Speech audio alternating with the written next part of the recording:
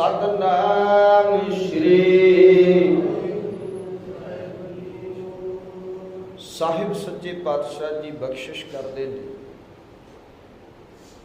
रहाऊ के बंद के अंदर गुर बिना क्यों तरिया सुख होए जो पावै तू राख तू मैं अवर न दूजा कोई।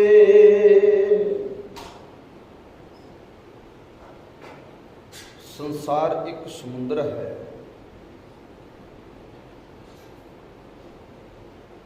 इस संसार के समुद्र को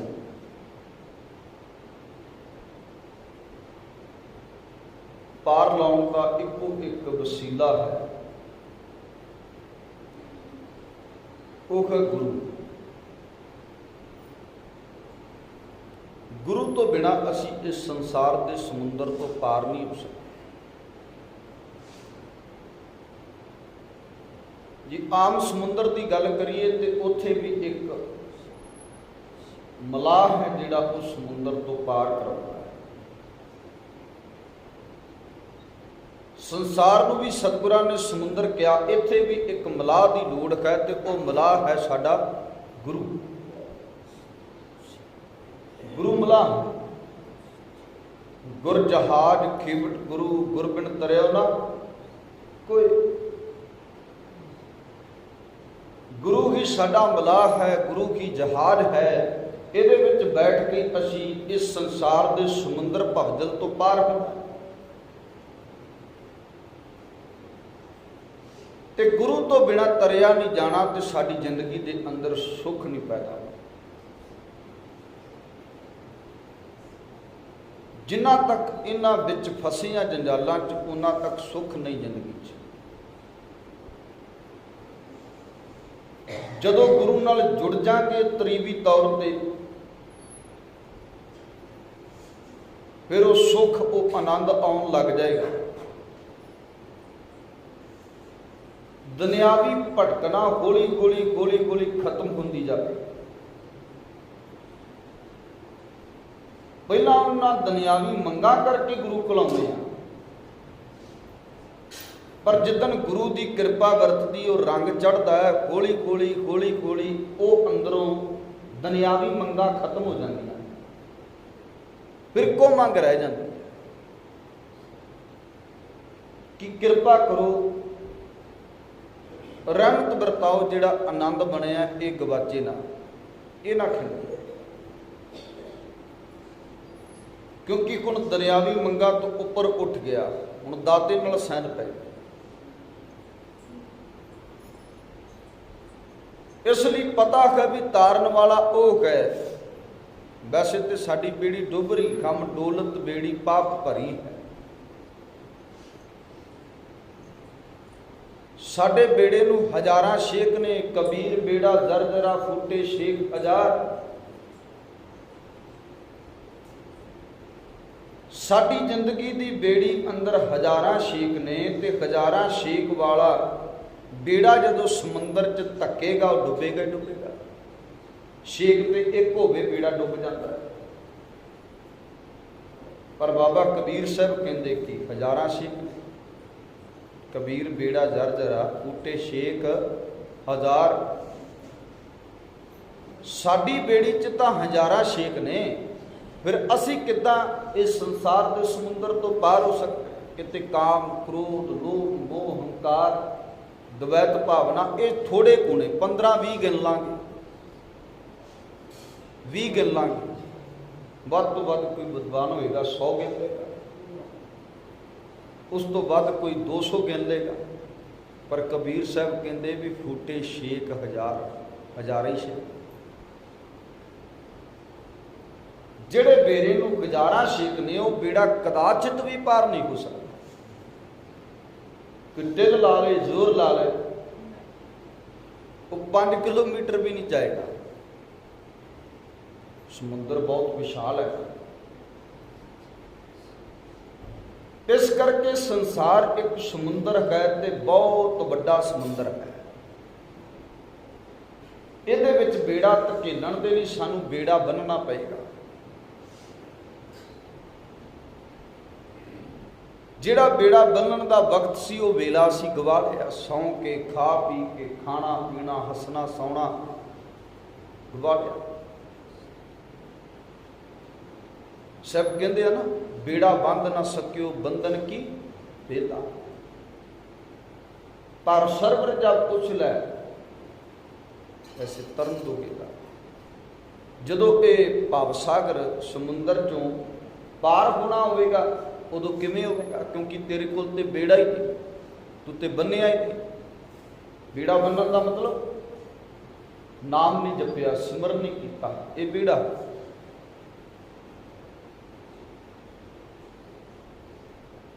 ਇੱਕ ਥਾਂ ਤੇ ਸਤਿਗੁਰਾਂ ਨੇ ਨਾਮ ਨੂੰ ਬੇੜਾ ਕਹਿ ਕੇ ਬੜੀ ਪਿਆਰੀ ਬਾਤ ਕੀਤੀ। ਸਾਹਿਬ ਕਹਿੰਦੇ ਸਤਿਗੁਰ ਬੋਹਿਤ ਨਾਮ ਕਾ,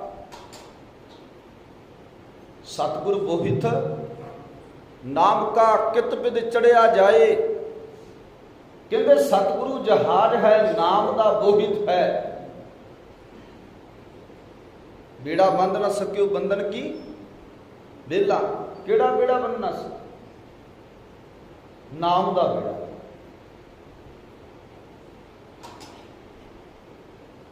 ਉਹਦੇ ਉਪਜਿਤ ਹੀ ਹੈ ਕਿ ਨਾਮ ਜਪਣ ਵਾਲਿਆਂ ਨੇ ਆਪਣੇ ਬੇੜੇ ਬਣਾਏ ਹੋਏ ਆ, ਤੇ ਜਦੋਂ ਲੋੜ ਪਏਗੀ ਉਹ ਬੇੜਾ ਧਕੇਲਣਗੇ ਤੇ ਪਾਰ ਹੋ ਜਾਣਗੇ, ਕਿਉਂਕਿ ਉਹਨਾਂ ਨੇ ਬੇੜਾ ਬਣਾਇਆ ਹੋਇਆ। ਸਮੁੰਦਰ ਦੇ ਕਿਨਾਰਿਆਂ ਤੇ ਰਹਿਣ ਵਾਲੇ ਜੇ ਬੰਦੇ ਆਪਣੀ ਲਾਈਫ ਲਈ, ਆਪਣੀ ਜ਼ਿੰਦਗੀ ਲਈ ਸੋਚਣ ਨਾ, ਬੇੜਾ ਨਾ ਬਣਾਉਣ, ਤੇ ਬਹੁਤ ਵੱਡੀ ਬੇਵਕੂਫੀ ਹੈ। ਕਿਉਂਕਿ ਸਮੁੰਦਰ 'ਚ ਕਦੋਂ ਵੀ ਭੁਚਾਲ ਆ ਸਕਦਾ। ਜਿਨ੍ਹਾਂ ਕੋਲ ਬੇੜੇ ਵਧੀਆ ਬਣੇ ਹੋਣਗੇ ਉਹ ਵਿੱਚ ਬਹਿ ਕੇ ਉਸ ਸਮੁੰਦਰ ਤੋਂ ਪਾਰ ਹੋ ਸਕਦੇ ਜਦੋਂ ਭੁਚਾਲ ਆਵੇ। ਜਦੋਂ ਪਾਣੀ ਬਾਹਰ ਤੱਕ ਗਿਰੇਗਾ, ਉਹਨਾਂ ਦੇ ਘਰ ਟਾਉਣ ਤੱਕ ਆਏਗਾ। ਪਰ ਜਿਹੜਾ ਸਟਰੋਂਗ ਨਾ ਹੋਇਆ ਇਸ ਗੱਲ ਨੂੰ ਲੈ ਕੇ, ਜਿਹਦੇ ਦਿਮਾਗ 'ਚ ਇਹ ਗੱਲ ਆਈ ਨਾ, ਉਹ ਬੇੜਾ ਨਹੀਂ ਬਣੇਗਾ, ਉਹ ਡੁੱਬੇਗਾ।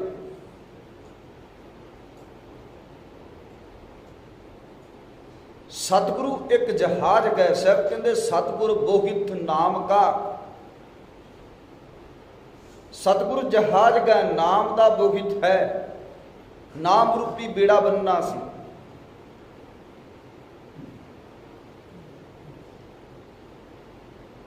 ਕਿਤ ਬਿਦ ਚੜਿਆ ਜਾਏ, ਉਸ ਨਾਮ ਰੂਪੀ ਬੇੜੇ ਤੇ, ਉਸ ਸਤਿਗੁਰ ਰੂਪੀ ਜਹਾਜ਼ ਤੇ ਕਿੱਦਾਂ ਚੜਿਆ ਜਾਵੇ? ਹੁਣ ਇਹ ਨਾ ਵੀ ਬੇੜੇ ਤੇ ਚੜਨ ਦੀ ਵੀ ਅਕਲ ਹੋਣੀ ਚਾਹੀਦੀ ਹੈ, ਜੇ ਨਹੀਂ ਤੇ ਫਿਰ ਬੰਦਾ ਡੁੱਬੇਗਾ।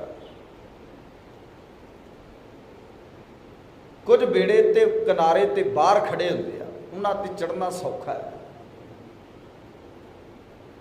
ਪਰ ਕੁਝ ਬੇੜੇ ਤੁਸੀਂ ਵੇਖੋ ਸਮੁੰਦਰ ਤੇ, ਕਦੀ ਵੀ ਸਮੁੰਦਰ ਤੇ ਜਾਓ ਨਾ, ਜਿਹੜੀਆਂ ਬੋਟ ਹੁੰਦੀਆਂ ਉਹ ਵਿੱਚ ਖੜੀਆਂ ਹੁੰਦੀਆਂ ਪਾਣੀ ਦੇ, ਤੇ ਕਿਸੇ ਰੱਸੀ ਨਾਲ ਬਾਹਰ ਕਿੱਲੇ ਨਾਲ ਬੰਨੀਆਂ ਹੁੰਦੀਆਂ। ਜਿਹੜੇ ਵੱਡੇ ਜਹਾਜ਼ ਨੇ ਉਹਨਾਂ ਦੇ ਲੰਗਰ ਹੁੰਦੇ ਆ, ਉਹ ਲੰਗਰ ਵਿੱਚ ਸੁੱਟਦੇ ਆ। ਉਸ ਤੋਂ ਬਾਅਦ ਉਹ ਜਹਾਜ਼ ਜਿਹੜਾ ਰੁਕਦਾ, ਉਹ ਕਈ ਟਨ ਭਾਰਾ ਹੁੰਦਾ ਲੰਗਰ ਜਿਹਨੂੰ, ਤੇ ਤਾਂ ਉਹ ਜਿਹੜਾ ਮਾਲਟ ਹੁੰਦਾ ਜਹਾਜ਼, ਉਹ ਪਾਣੀ ਤੋਂ ਬਾਹਰ ਥੋੜਾ ਨਿਕਲ ਸਕਦਾ, ਉਹ ਪਾਣੀ ਦੇ ਵਿੱਚ ਹੀ ਰਹਿੰਦਾ। ਇਸ ਲਈ ਉਹਨਾਂ ਨੂੰ ਲੰਗਰ ਸੁੱਟਣਾ ਪੈਂਦਾ, ਜਿਹਨੂੰ ਲੰਗਰ ਕਹਿੰਦੇ ਆ।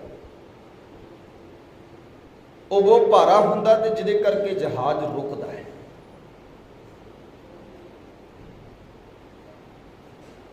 ਤੇ ਉਹ ਘੱਟੋ ਘੱਟ 10, 15, 20 ਫੁੱਟ ਤੇ ਉਹ ਪਾਣੀ ਦੇ ਵਿੱਚ ਇਦਾਂ ਹੀ ਖੜਾ ਹੁੰਦਾ।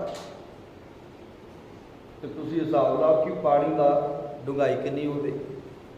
ਜਿਹੜਾ ਬਾਹਰ ਖੜਾ, ਬੰਦਰਗਾਹ ਤੇ ਜਾਓ ਕਿਤੇ, ਬੰਦਰਗਾਹ ਜਿਹੜੀਆਂ ਹੁੰਦੀਆਂ ਜਿੱਥੇ ਉਹ ਮਾਲ ਤਾਰਦੇ ਸਮੁੰਦਰੀ ਜਹਾਜ਼, ਉਹ 10-15 ਫੁੱਟ ਵਿੱਚ ਹੁੰਦਾ ਪਾਣੀ ਤੇ ਇੰਨਾ ਹੀ ਬਾਹਰ ਹੁੰਦਾ, ਏਡਾ ਵੱਡਾ ਜਹਾਜ਼ ਹੁੰਦਾ।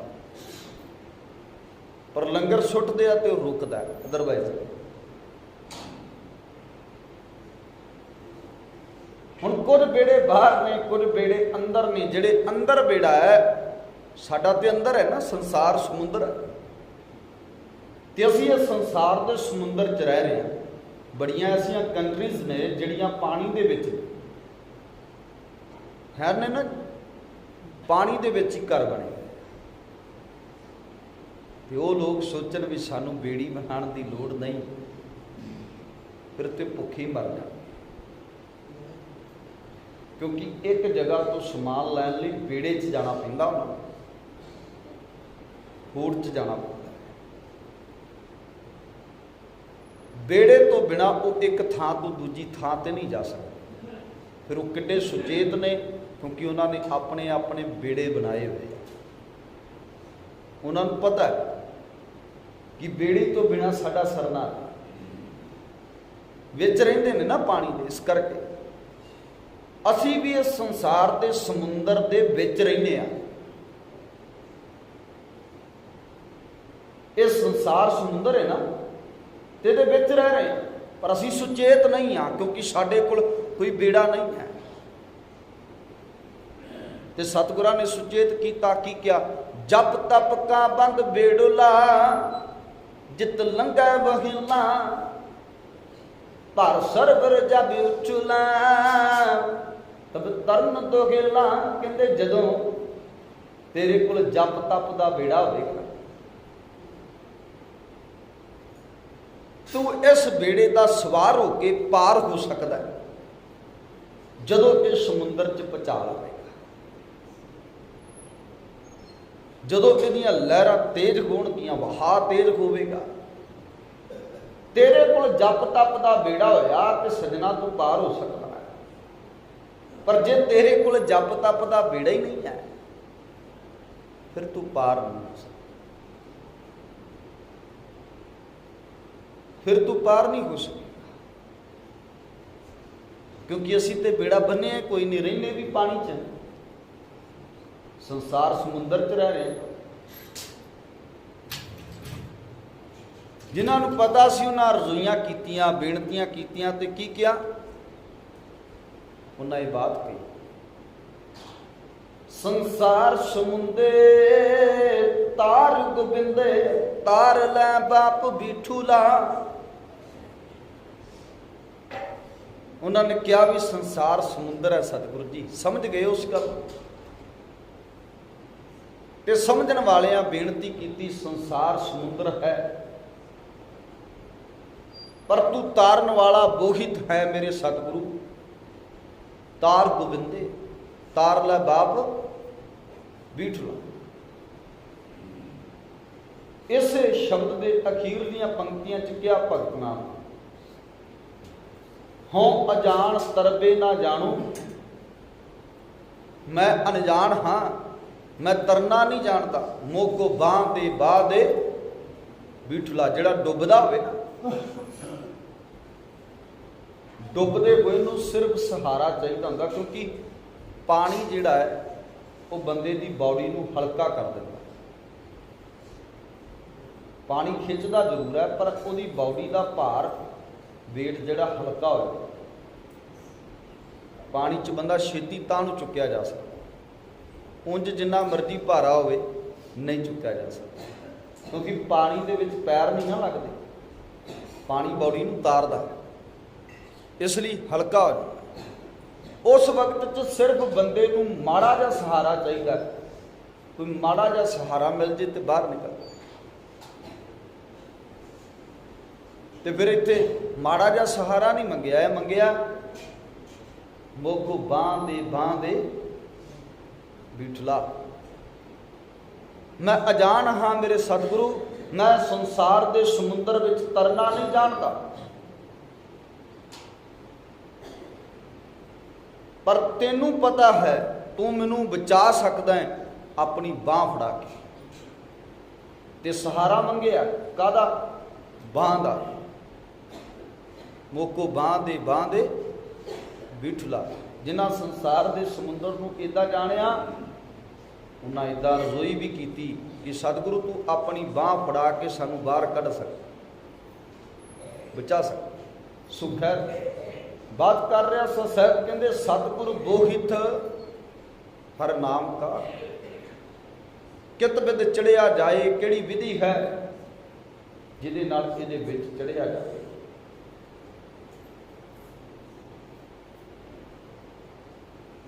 ਤੇ ਸਾਹਿਬ ਸੱਚੇ ਪਾਤਸ਼ਾਹ ਜੀ ਕਹਿੰਦੇ ਸਤਿਗੁਰੂ ਤੇ ਭਾਣਾ ਜੋ ਚੱਲੇ ਵਿੱਚ ਬੋਹਿਤ ਬੈਠਾ ਆਏ। ਕਹਿੰਦੇ ਜਿਹੜੇ ਸਤਿਗੁਰੂ ਦੇ ਭਾਣੇ ਚੱਲਣਗੇ, ਸਤਿਗੁਰੂ ਦੇ ਹੁਕਮ ਵਿੱਚ ਚੱਲਣਗੇ, ਸਤਿਗੁਰੂ ਦੀ ਰਜ਼ਾ ਵਿੱਚ ਚੱਲਣਗੇ, ਉਹਨਾਂ ਦੇ ਬੇੜਿਆਂ 'ਚ ਆਪ ਗੁਰੂ ਮਲਾਹ ਬਣ ਕੇ ਬੈਠ ਜਾਏਗਾ। ਜਿਵੇਂ ਭਾਈ ਸੈਦੇ ਦੇ ਬੇੜੇ ਨੂੰ ਸਤਿਗੁਰੂ ਅੱਗੇ ਅਰਜ਼ੋਈ ਕਰਦਾ ਨਾ, ਸਾਖੀ ਤੋਂ ਆਪ ਜਾਣੂ ਮੈਂ ਸਾਖੀ ਨਹੀਂ ਸੁਣਾਣੀ, ਵੀ ਸਤਿਗੁਰੂ ਮੇਰਾ ਬੇੜਾ ਪਾਰ ਲਾ। ਇੱਦਾਂ ਫਿਰ ਮੇਰਾ ਮਾਲਕ ਕਿਰਪਾ ਕਰਦਾ ਹੈ, ਆਪ ਮਲਾਹ ਬਣ ਕੇ ਫਿਰ ਬੇੜੇ ਪਾਰ ਲਾ, ਆਪ ਮਲਾਹ ਬਣ ਜਾਂਦਾ। ਸਤਿਗੁਰੂ ਭਾਣਾ ਜੋ ਚੱਲੇ, ਜਿਹੜੇ ਸਤਿਗੁਰੂ ਦੇ ਭਾਣੇ ਵਿੱਚ ਚੱਲਦੇ ਨੇ, ਵਿੱਚ ਬੋਹਿਤ ਬੈਠਾ ਆਏ, ਕਹਿੰਦੇ ਫਿਰ ਸਤਿਗੁਰੂ ਆਪ ਮਲਾਹ ਬਣ ਕੇ ਉਹਨਾਂ ਦਾ ਬੇੜਾ ਪਾਰ ਲਾ। ਧੰਨ ਧੰਨ ਵਡਭਾਗੀ ਨਾਨਕਾ ਜਿਨ ਸਤਿਗੁਰ ਲਏ ਮਿਲਾਏ, ਉਹ ਧੰਨ ਹਨ, ਉਹ ਧੰਨ ਹਨ ਜਿਨ੍ਹਾਂ ਨੂੰ ਸਤਿਗੁਰਾਂ ਨੇ ਆਪਣੇ ਨਾਲ ਮਿਲਾ ਲਿਆ। ਇਸ ਲਈ ਸਾਡੇ ਕੋਲ ਵਕਤ ਵੀ ਹੈ, ਸਾਡੇ ਕੋਲ ਗੁਣ ਸਮਾਂ, ਤੇ ਅਸੀਂ ਕੀ ਕਰਨਾ? ਜਪ ਤਪ ਕਾ ਬੰਦ ਭੇੜ ਲਾ। ਇਹ ਬੇੜਾ ਸਾਨੂੰ ਬੰਨਣਾ ਚਾਹੀਦਾ। ਇਹ ਬੇੜਾ ਜੇ ਨਹੀਂ ਬੰਨਾਂਗੇ ਤੇ ਪਾਰ ਨਹੀਂ ਹੋਵਾਂਗੇ। ਜਦੋਂ ਬੇੜਾ ਹੀ ਨਹੀਂ, ਫਿਰ ਸਤਿਗੁਰੂ ਕਿਹਦੇ ਜਾ ਕੇ ਬੈਠੇਗਾ?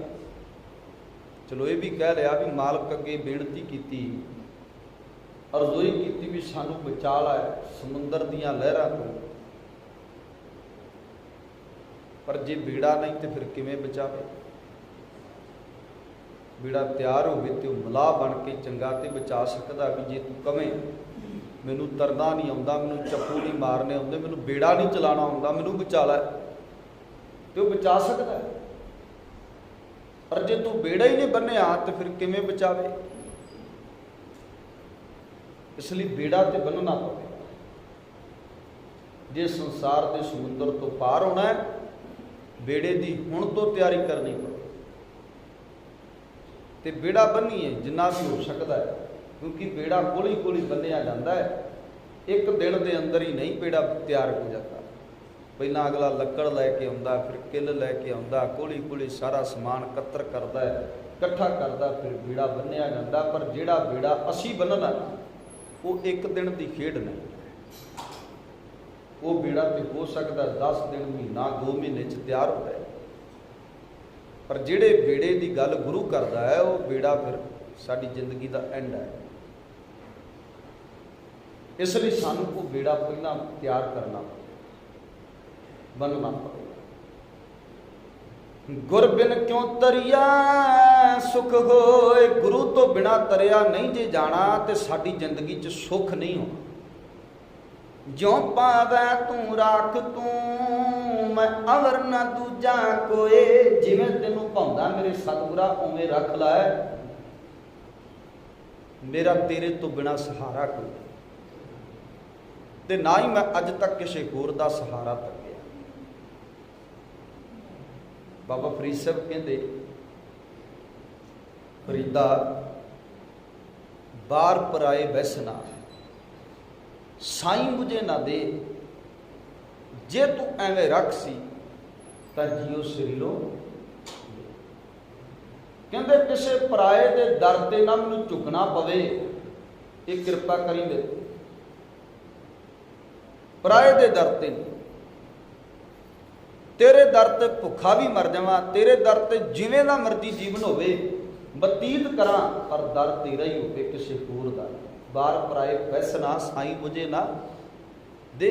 ਜੇ ਤੂੰ ਐਵੇਂ ਰੱਖ ਸੀ ਤਾਂ ਜੀਓ ਸਰੀਰੋਂ ਲੈ।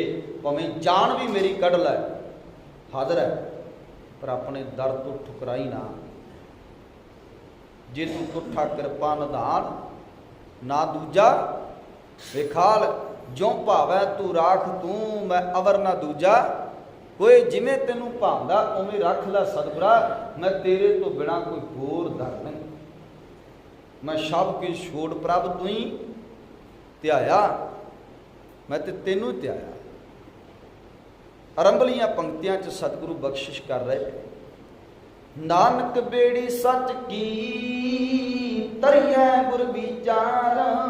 ਨਾਨਕ ਬੇੜੀ ਸੱਚ, ਜਿਹੜੀ ਸੱਚ ਦਾ ਬੇੜਾ, ਜੇ ਉਹਦੇ ਵਿੱਚ ਬਹਿ ਕੇ ਤਰਨਾ ਚਾਹੁੰਦੇ ਆ ਤੇ ਫਿਰ ਸਾਨੂੰ ਗੁਰੂ ਦੀ ਸ਼ਬਦ ਦੇ ਵਿਚਾਰ ਦਾ ਧਾਰਨੀ ਹੋਣਾ। ਤਰੀਆ ਗੁਰ ਵਿਚਾਰ, ਗੁਰੂ ਦੀ ਵਿਚਾਰ ਦੇ ਨਾਲ ਅਸੀਂ ਤਰ ਸਕਦੇ ਹਾਂ, ਕਿਉਂਕਿ ਸੱਚ ਦੀ ਬੇੜੀ ਦੇ ਸਵਾਰ ਹੋਣਾ ਤੇ ਫਿਰ ਸੱਚੇ ਦੀ ਵਿਚਾਰ ਹੀ ਅਪਣਾਣੀ ਪਵੇਗੀ। ਔਰ ਗੁਰੂ ਸੱਚ ਦੀ ਬੇੜੀ ਹੈ, ਸੱਚ ਦਾ ਜਹਾਜ਼ ਹੈ, ਸੱਚ ਦਾ ਬੋਗਿਤ ਹੈ, ਤੇ ਉਹਦੇ ਵਿੱਚ ਬਹਿਣ ਦੇ ਲਈ ਸਾਡੀ ਵਿਚਾਰ ਫਿਰ ਸੱਚੀ ਸੁੱਚੀ ਹੋਣੀ ਚਾਹੀਦੀ। ਜੇ ਸੱਚੀ ਸੁੱਚੀ ਵਿਚਾਰ ਨਹੀਂ, ਫਿਰ ਉੱਥੇ ਜਗ੍ਹਾ ਨਹੀਂ ਮਿਲਦੀ, ਥਾਂ ਨਹੀਂ ਮਿਲਦੀ, ਜਗ੍ਹਾ ਹੀ ਉਹਨੂੰ ਮਿਲਣੀ ਹੈ।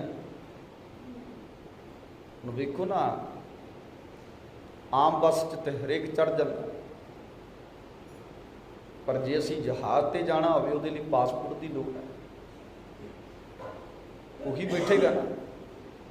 ਜੇ ਅਗਲਾ ਕਵੇ ਵੀ ਮੈਨੂੰ ਭਾੜਾ ਮੈਂ ਟਿਕਟ ਦੇ ਦਾਂਗਾ 1000 ਦੀ, ਅਗਲਾ ਕਹਿੰਦਾ ਪਹਿਲਾਂ ਪਾਸਪੋਰਟ ਫਿਰ ਵੀਜ਼ਾ, ਇਹ ਸਾਰੀਆਂ ਕੰਡੀਸ਼ਨਾਂ ਪੂਰੀਆਂ ਕਰਦਾ ਤੇ ਬਹਿ ਜਾ। ਜੇ ਕੰਡੀਸ਼ਨਾਂ ਨਹੀਂ ਪੂਰੀਆਂ ਕਰਦਾ ਤਾਂ ਫਿਰ ਵਾਪਸ ਹੋ ਜਾ।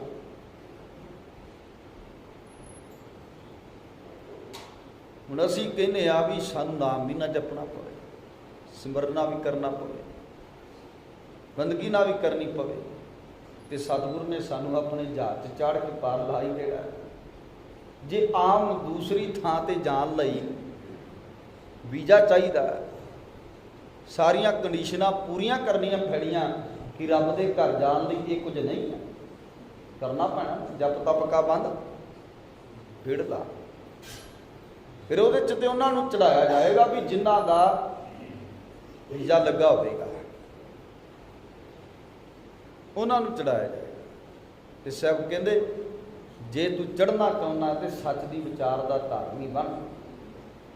ਨਾਨਕ ਬੇੜੀ ਸੱਚ ਕੀ ਤਰੀਐ ਗੁਰ ਵਿਚਾਰ, ਗੁਰੂ ਦੀ ਵਿਚਾਰ ਨਾਲ ਤਰਿਆ ਜਾਣਾ। ਇੱਕ ਆਵੈ ਇੱਕ ਜਾਵਹੀ ਪੂਰ ਭਰੇ ਹੰਕਾਰ। ਇੱਕ ਆਉਂਦੇ ਸੰਸਾਰ ਦੀ ਧਰਤੀ ਤੇ, ਇੱਕ ਜਾ ਰਹੇ ਨੇ ਸੰਸਾਰ ਦੀ ਧਰਤੀ ਤੋਂ। ਪੂਰੇ ਹੰਕਾਰ ਦੇ ਨਾਲ ਭਰੇ ਹੋਏ ਜੀਵ ਸੰਸਾਰ ਦੀ ਧਰਤੀ ਤੇ ਰਹਿੰਦੇ ਆ, ਮਰ ਜਾਂਦੇ, ਫਿਰ ਆਉਂਦੇ ਆ, ਫਿਰ ਹੰਕਾਰੀ ਬਣਦੇ ਆ।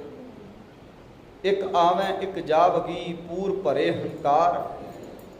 ਮਨ ਹਟ ਮਤੀ ਡੁੱਬੀਐ ਗੁਰਮੁਖ ਸੱਚ ਸੋ ਤਾਰ। ਕਹਿੰਦੇ ਮਨ ਹੱਠ, ਮਨ ਦੇ ਪਿੱਛੇ ਲੱਗੇ, ਜੋ ਮਨ ਕਹਿੰਦਾ ਉਹ ਕਰਨ ਵਾਲੇ, ਹੱਠ ਕਰਨ ਵਾਲੇ ਮਨ ਦੇ ਪਿੱਛੇ ਲੱਗ ਗਏ। ਸਭ ਕਹਿੰਦੇ ਡੁੱਬ ਜਾਂਦੇ ਸੰਸਾਰ ਦੇ। ਮਨ ਹੱਠ ਮਤੀ ਡੁੱਬੀਏ, ਮਨ ਦੇ ਪਿੱਛੇ ਲੱਗਣ ਵਾਲੇ, ਜਿਨ੍ਹਾਂ ਦੀ ਮੱਤ ਮਨ ਦੇ ਪਿੱਛੇ ਚੱਲਦੀ ਹੈ, ਜਿਨ੍ਹਾਂ ਦਾ ਮਨ ਮੱਤ ਪਿੱਛੇ ਚੱਲਦਾ ਹੈ ਉਹ ਤਰ ਜਾਂਦੇ ਆ, ਪਰ ਜਿਨ੍ਹਾਂ ਦੀ ਮੱਤ ਮਨ ਪਿੱਛੇ ਚੱਲਦੀ ਉਹ ਡੁੱਬ ਜਾਂਦੇ। ਸਾਹਿਬ ਕੀ ਕਹਿੰਦੇ? ਮਨ ਹੱਠ ਮਤੀ ਬੁੱਢੀ ਹੈ। ਉਹ ਡੁੱਬਦੇ ਆ ਜਿਹੜੇ ਮਨ ਦੇ ਪਿੱਛੇ ਤੁਰਦੇ ਆ। ਗੁਰਮੁਖ ਸੱਚ ਸੋ ਤਾਰ। ਗੁਰਮੁਖ ਜਨ ਜਿਹੜੇ ਆ ਉਹ ਸੱਚ ਨਾਲ ਜੁੜ ਕਰਕੇ ਸੰਸਾਰ ਦੀ ਧਰਤੀ ਤੋਂ, ਸੰਸਾਰ ਦੇ ਇਸ ਭਵਜਲ ਸਮੁੰਦਰ ਤੋਂ ਪਾਰ ਹੋ ਜਾਂਦੇ ਆ।